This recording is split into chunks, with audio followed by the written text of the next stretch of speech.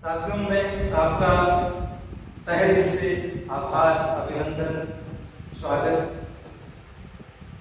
शुक्रिया अदा करता हूँ कि आपने इतने कम समय में हमें इतना मोटिवेट किया है और हमारे 1000 सब्सक्राइबर आप लोगों की बदौलत बहुत कम समय में पूरे हुए। आपका जो प्यार हमारी क्लासों को मिल रहा है उसके लिए मैं पुनः एक बार आपका हृदय से हार्दिक आभार व्यक्त करता हूँ। हमारी तकनीकी टीम, हमारे जो इस प्रकाश को चलाने वाले संचालक हैं, उनकी तरफ से मैं आपका हार्दिक आभार, अभिनंदन व्यक्त करता हूँ। साथियों नमस्कार। जैसा कि आपने पहली क्लास देखी हिंदी की, हिंदी व्याकरण एवं लिपि का संक्षिप्त परिचय, और आज हम उसी में आगे बढ़ते हुए, जैसे कि मैंने बताया था कि हम इसके बाद में वर्ण विचार की क्लास लेने वाले हैं और वर्ण विचार पढ़ने वाले हैं। आज की इस क्लास में वर्ण विचार, स्वर, व्यंजन, स्वर कितने प्रकार के होते हैं, व्यंजन कितने प्रकार के होते हैं, इनके बारे में पढ़ेंगे और इनके बारे में जानेंगे। तो साथियों शुरू करते हैं आज की क्लास। थोड़ी सी पीछे वाली क्लास का रेफरेंस देते हुए, जैसे कि भाषा किसे कहते हैं। भाषा शब्द जो है भाष धातु से बना है, जिसका अर्थ है बोलना या कहना। इसी प्रकार से हर भाषा का कोई ना कोई व्याकरण जरूर होता है, और वो जो भाषा का व्याकरण होता है उसका मूल होता है एक तरह से उस भाषा का जो व्यापक स्वरूप है वो व्याकरण ही तय करता है। बिना व्याकरण के कोई भी भाषा समृद्ध नहीं हो सकती। बिना व्याकरण के हम उसे भाषा कह ही नहीं सकते, उसे हम बोली कह सकते हैं, क्योंकि भाषा का अर्थ ही यही होता है कि जिसका समृद्ध व्याकरण हो, जिसका समृद्ध साहित्य हो, उसे हम भाषा कहते हैं। जो भाषा का विश्लेषण करती है उसे भी हम व्याकरण कहते हैं। किसी भी भाषा के विश्लेषण करने के लिए जो आवश्यक 3 अंग होते हैं, उसमें से पहला अंग जो हम आज पढ़ने जा रहे हैं वर्ण विचार, दूसरा जो अंग होता है शब्द विचार, और तीसरा जो अंग होता है वाक्य। आज हम शुरू करते हैं वर्ण विचार। वर्ण, जैसा कि मैंने बताया था कि किसी भी भाषा के तत्व के रूप में आते हैं। सबसे पहला अंग जो आता है वर्ण विचार, उसके बारे में आज चर्चा करेंगे। वर्ण विचार में वर्ण की परिभाषा लेते हैं। सबसे पहले भाषा की वह छोटी से छोटी ध्वन्यात्मक इकाई, जिसकी ध्वन्यात्मक इकाई जिसके टुकड़े नहीं किए जा सकते। छोटी से छोटी ध्वन्यात्मक इकाई जिसके टुकड़े नहीं किए जा सकते, और इसकी परिभाषा को समर्थन देते हुए कामता प्रसाद गुरु ने कहा है, वर्ण उस मूल ध्वनि को कहते हैं जिसके खंड नहीं हो सकते। वर्ण की बात करें तो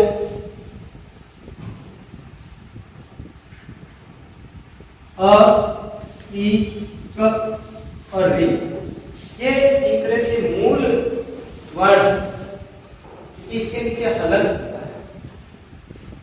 हिंदी में जो कुल मूल वर्णों की संख्या 44 होती है, और इन्हें 2 भागों में बांट कर हम इनका अध्ययन करें।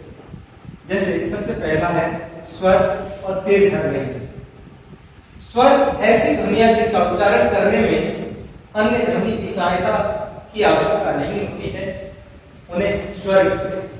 ये संख्या में 11 होते हैं, जैसे अ, आ, ई, उ, री, ए, ऐ, ओ, औ। इसमें अंत और अह नहीं आएंगे क्योंकि वो अयोगवाद में होते हैं। स्वर इसलिए ये 11 होते हैं। फिर इसके बाद में आते हैं स्वर कितने प्रकार के होते हैं। स्वर के प्रकार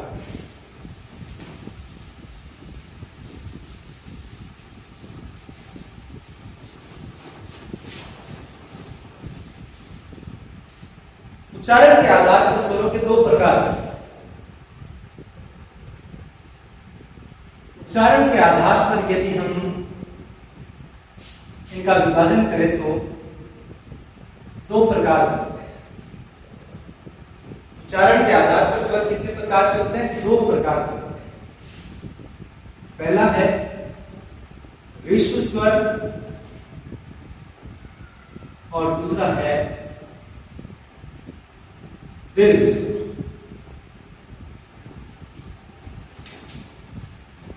विश्व स्वर वे स्वर जिनका उच्चारण करते समय हमें किसी ध्वनि या किसी सहायता की जरूरत नहीं होती है।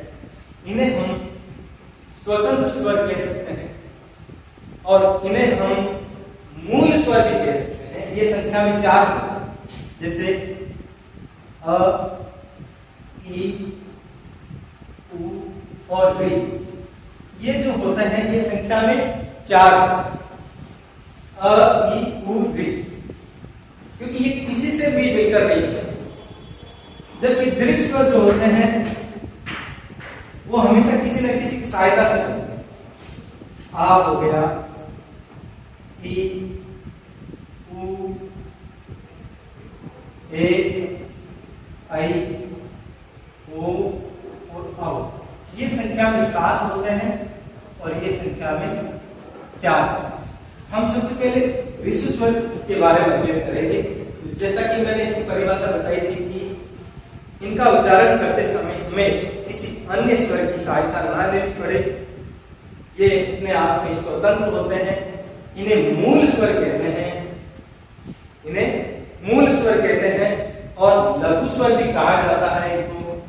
और भी बहुत से इसके नाम हैं, जैसे मैं यहाँ नाम लिखने जा रहा हूँ। विश्व स्वर के मूल स्वर इनको कहा जाता है। फिर इनको लघु स्वर भी कहा जाता है। फिर इनको बीज स्वर भी कहा जाता है। फिर इनको नैसर्गिक स्वर भी कहा जाता है।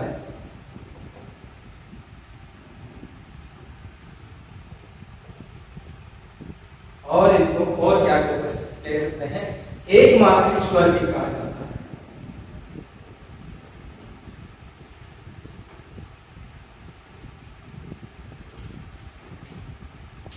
रूढ़ स्वर भी कहते हैं इनको।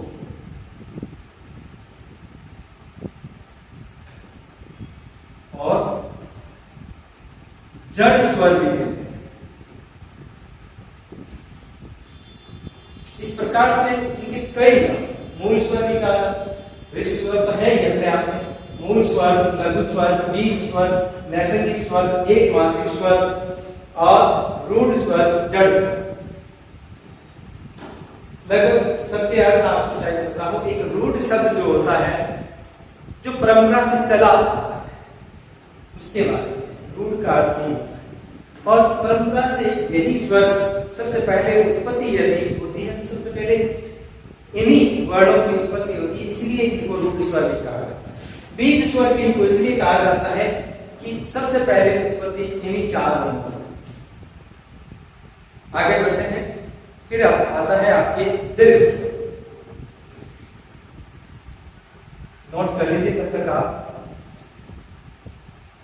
या स्क्रीनशॉट ले सकते हैं आप।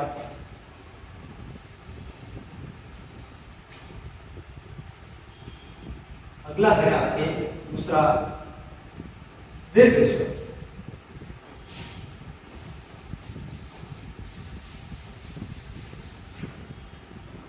दीर्घ स्वर में आ आएगा, ई आएगा और उ आएगा, ए, आई, ओ और आउ आएगा।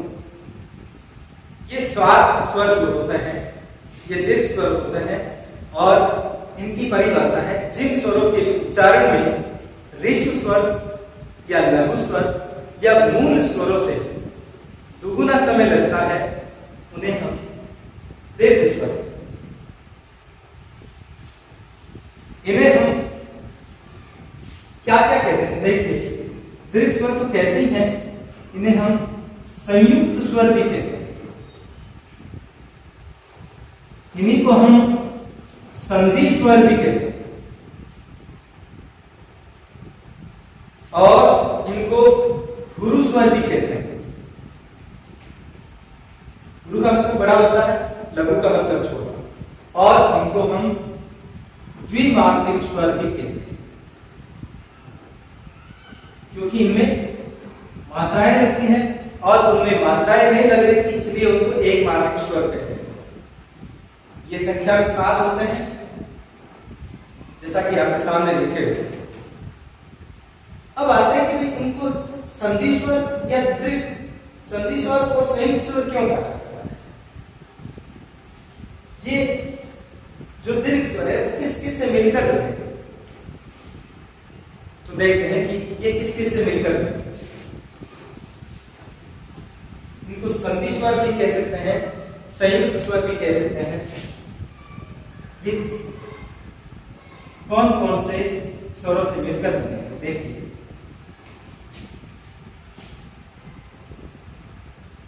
पहला है आ, जो है अ से मिलकर बना है।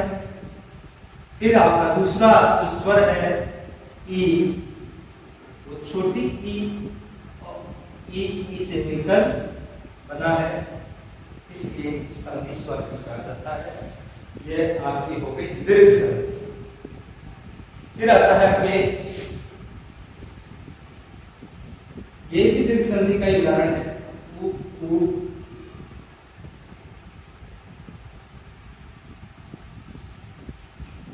फिर ए जो है अ और ई से मिलकर बना है, अ और ई से मिलकर बना है, और यह है आपकी गुण संधि का उदाहरण। पांचवा है आपके अ और अ ए, थोड़ा सा अंतर है अ और ए, लेकिन जब छोटी क्लास में बच्चों को पढ़ाया जाता है तो ए से अनार पढ़ाया जाता है, जबकि होता क्या है अ से अनार। सीधा सीधा पढ़ा देते हैं अ से अनार, तो होना क्या चाहिए अ से। अ और ए से मिलकर बना है आई, जो दीर्घ संधि का होता है। अ और उ से ओ बना है, जो गुण संधि का उदाहरण है। और अ और ओ से मिलकर आओ बना है, जो वृद्धि संधि का उदाहरण। इस प्रकार से हम आगे बढ़ते हैं। और संस्कृत, वैदिक संस्कृत का जब हम अध्ययन करते हैं तो स्वर का एक तीसरा भेद भी माना जाता है, जिसको प्लुत स्वर कहते हैं। मैं थोड़ा सा उसके बारे में भी यहाँ प्रकाश डालना चाहूंगा। ध्यान ये ना कहे कि सर प्लुत स्वर तो बताया नहीं।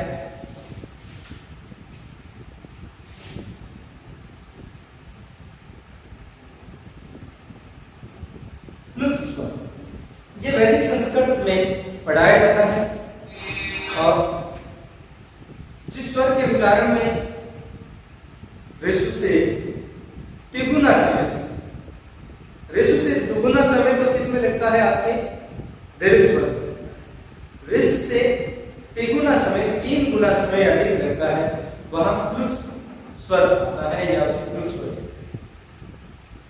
और इसकी पहचान के लिए हिंदी में हम इस प्रकार से इसको लिखते हैं, इस प्रकार से इसको लिखा जाता है, या और के जैसा इसको लिखा जाता है, जैसे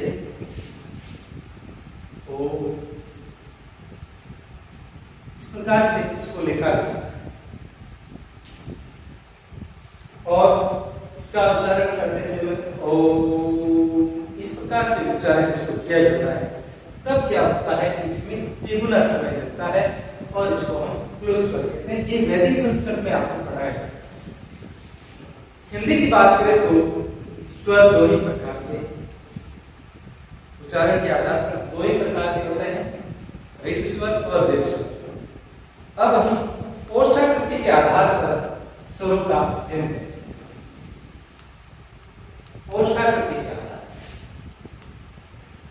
की आकृति के आधार पर।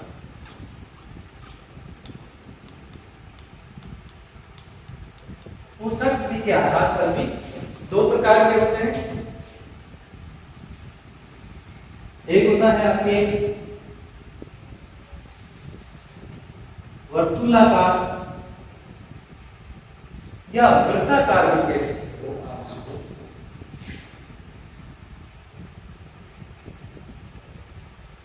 वर्तुलाकार या वृत्ताकार। और दूसरा होता है अवर्तुलाकार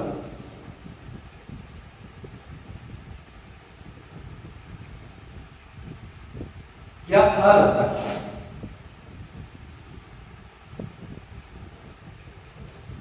इस प्रकार से इसमें भी दो भेद होते हैं। और सबसे पहले हम पढ़ रहे हैं वर्तुलाकार, वृत्ताकार या वृत्तमुखी। एक तीसरा नाम होता है इसका वृत्तमुखी। तो सबसे पहले हम इसको पढ़ते हैं वर्तुलाकार। जिन स्वरों के उच्चारण में के समय ओठ, हमारे जो ओठ है वो वृत्त बनाते हैं, जिनका उच्चारण करते समय हमारे होठों की आकृति गोल हो जाती है, उसे वृत्तुलाकार स्वर है। जैसे ऊ, फिर बड़ा ऊ, ओ, औ। इनका उच्चारण करते समय हमारे होठों की आकृति जो है वो क्या हो जाती है, गोल हो जाती है। इसलिए इनको हम क्या कहते हैं, वर्तुलाकार कहते हैं या वृत्ताकार कहते हैं या इन्हें वृत्तमुखी कहा जाता है। और एक अंग्रेजी का स्वर भी है भाई आपके ओ, ये अंग्रेजी से इसको ग्रहित स्वर कहते हैं, जैसा कि पहले पढ़ चुके हैं। इसको हम क्या कहते हैं, ग्रहित स्वर कहते हैं। अब आता है आपके अवर्तकार। दूसरा है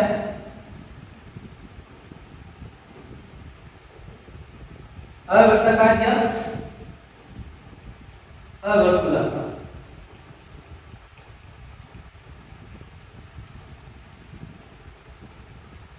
जिनका उच्चारण करते समय मुंह की आकृति गोल नहीं होगी। जिन स्वरों के उच्चारण में हमारे जो ओठ है, ओष्ठ है, वो गोल ना होकर के बल्कि फैलते हैं, गोल होकर ना फैलते हो, और उन्हें हम अवर्तुलाकार। मतलब हमारी आकृति, ओठों की आकृति गोल नहीं होगी। देखिए जैसे अ, बड़ी आसानी से बोल दिया क्योंकि ये कंठ से निकल रही अ, आ, ई, ए, आई। अ हो गया आपके, आ हो गया, ई हो गया, बड़ी ई हो गया, ए हो गया और आई हो गया। ये अवर्तुलाकार या अवर्तकार स्वर है। इनकी स्थिति ओष्ठाकृति के आधार पर हमने इनको पढ़ा, वर्तुलाकार हो अवर्तकार। अब हम पढ़ेंगे जीवा की स्थिति के आधार, जीवा की स्थिति के आधार स्वर पढ़ रहे हैं हम, स्वरों का अध्ययन कर रहे हैं। ध्यान रखिएगा, जीवा के आधार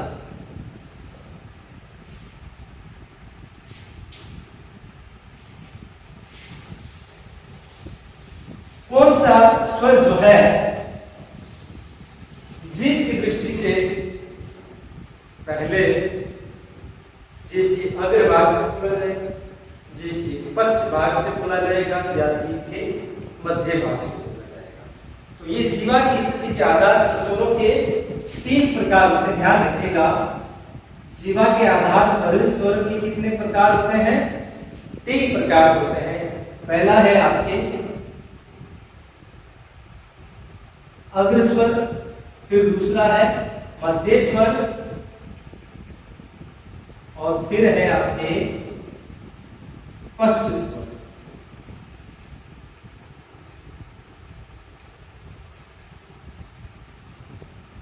पश्च स्वर, ये तीन जो स्वर है हम इनको अग्र स्वर की परिभाषा देख लीजिए। जीवा के अग्र भाग से उच्चारित होने के कारण इन्हें अग्र स्वर कहा जाता है। जीवा के अग्र भाग से जीवा के अग्र भाग से, जैसे मान लीजिए कि ये जीवा का ये आगे वाला, तो ये क्या हो जाएगा आपके अग्र हो जाएगा, अग्र स्वर, ये हो जाएगा आपके अग्र, और ये इतना मान लेते हैं अग्र, और ये जो है ये मध्य आएगा, ये आ जाएगा आपके मध्य, और ये आ जाएगा पश्च। इसको हम ऐसे मान सकते हैं। अग्र स्वर में देखिए कौन कौन से स्वर है। ई दांतों को स्पर्श कर रही, हमारी जीवा जो है कहां दांतों को स्पर्श कर रही, ई यहां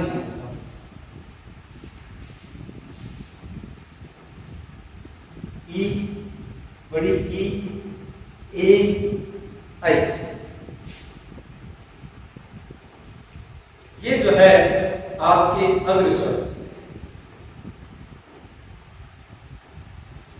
अग्र स्वर से ये हो, जीभ के आगे वाला हिस्सा जो है दांतों को स्पर्श कर रहा है, ई, ए, आई, जीभ का आगे वाला हिस्सा दांतों को स्पर्श कर रहा है, इसलिए ये इनको हम क्या कहते हैं, अग्र स्वर। मध्य स्वर जिसमें जीभ हमारी जीवा का मध्य भाग से उच्चारित होगा, ऐसा स्वर जिसको हम क्या कहेंगे, मध्य स्वर।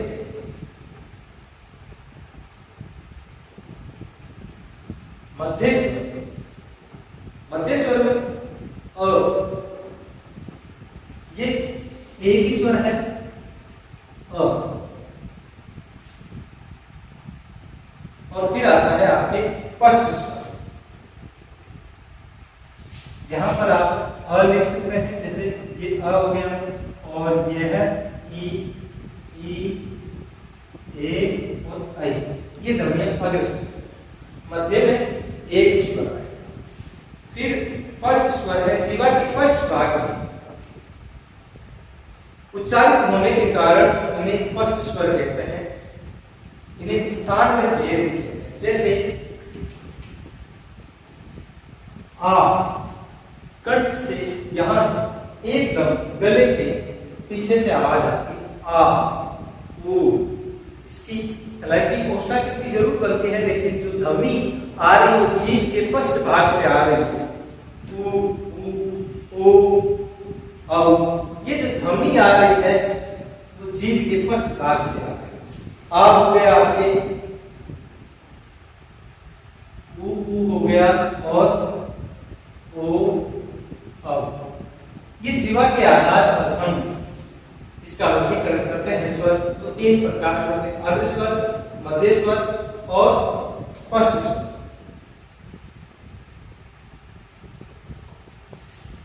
जैसा कि यहाँ पर हम यदि हम लिखना चाहें तो आ हो गया, ऊ हो गया, बड़ा ऊ हो गया, और ओ और आ। इस प्रकार से अग्र स्वर जीभ के आगे के हिस्से से उच्चारित होने वाली, जिसमें उच्चारण करते समय हमारी जीभ जो है दांतों को स्पर्श करती है, और मध्य स्वर जिसमें हमारी जीभ जो है बिल्कुल एक जगह पर स्थिर रहती है, और पश्च में आ हमारी जीभ के पीछे से अंतिम कंठ के आसपास ध्वनि आती है, आ की ध्वनि आती है, ऊ, ओ, औ। इस प्रकार से इनको हम क्या कहते हैं, पश्च स्वर। फिर हम पढ़ेंगे मुखाकृति के या वेदन के आधार स्वर के लिए। मुखाकृति या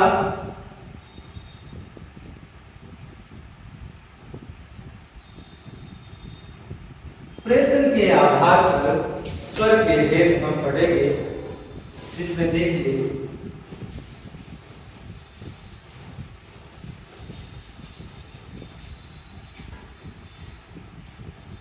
आधार पर हम इन्हें चार भागों में बांटेंगे। चार भागों में बांटेंगे। मुखाकृति या प्रयत्न के आधार पर स्वर के 4 भेद होते हैं। देखिए कौन कौन से थे। नंबर 1 समृद्ध, दूसरा विवृद्ध, फिर दूसरा अर्ध समृद्ध और चौथा है आपके अर्ध विवृद्ध।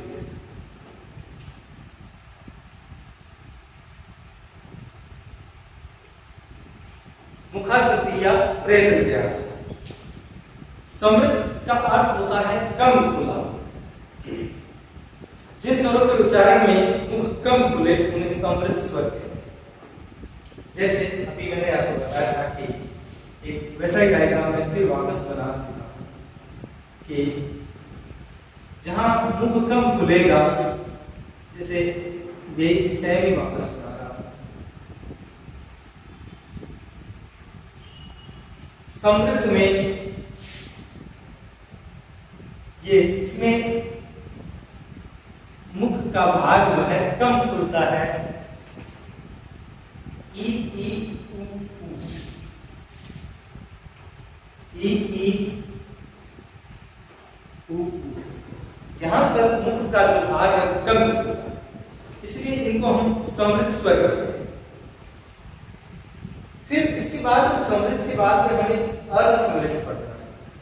अर्ध समृद्ध में जिन स्वरों के उच्चारण में मुख समृद्ध स्वर से थोड़ा अधिक होता है, ये तो एकदम कम खुला, इससे थोड़ा सा अधिक खुला, तो ये क्या कहलाया? ये अर्ध समृद्ध कहलाया। अर्ध समृद्ध में कौन कौन से स्वर आते हैं? ए ओ,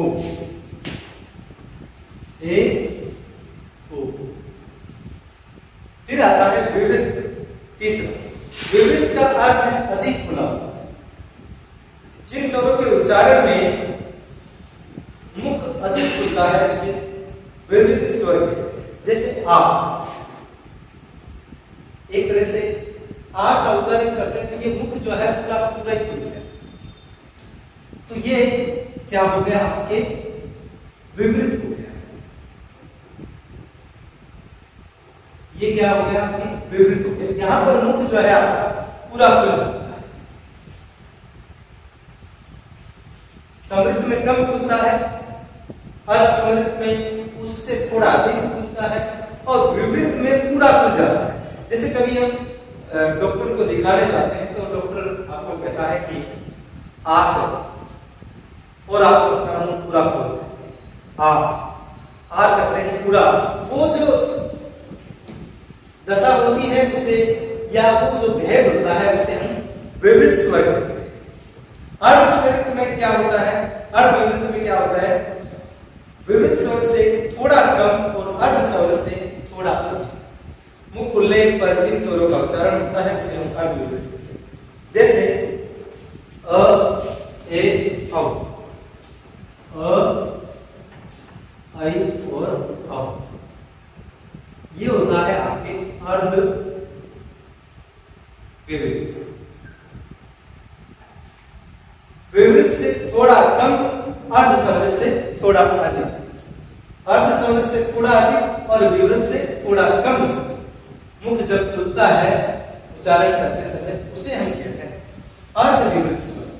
और इसमें कौन कौन से स्वर आते हैं? देखिए अ आता है, ऐ आता है और आ आता है।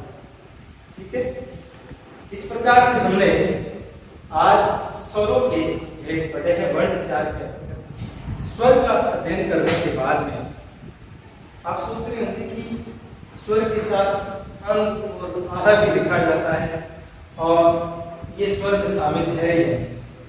तो आपको बता देता हूं कि ये स्वर में शामिल नहीं है। इनको भले ही स्वर के साथ जरूर लिखा जाता है, लेकिन इनको स्वर में शामिल नहीं किया गया है और इन्हें अयोगवाह ध्वनियां या अयोगवाह वर्ण कहा जाता है।